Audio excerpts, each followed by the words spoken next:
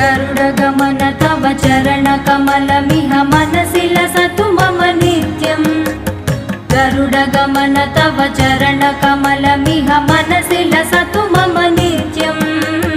मनसि लसतु मम नित्यम् मम तापमपाकुरु देव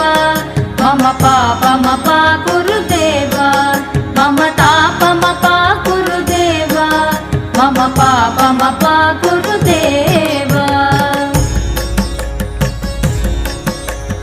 जलजनयन विधिनमुचिहरण मुख विबुध विनुत पद पद्म जलजनयन विधिनमुचिहरण मुख